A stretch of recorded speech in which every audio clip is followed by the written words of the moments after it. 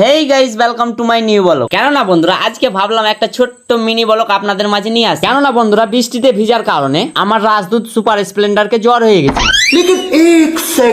কেননা বন্ধুরা সর্দি জ্বর হওয়ার কারণে অনেকটাই ঠান্ডা লাগছে দুধ সুপার স্প্লেন্ডারকে, কারণ তাকে কম্বল পরিয়ে রেখেছিলাম। তাকে গ্যারেজে নিয়ে যাব ওষুধ খাওয়াতে। দুধ সুপার স্প্লেন্ডার গ্যারেজ যাবেন না, তার কারণে আমার ছেলে তার পাছা ধরে ঠেলছি আর আমি দুই কান ধরে নিয়ে গেলাম।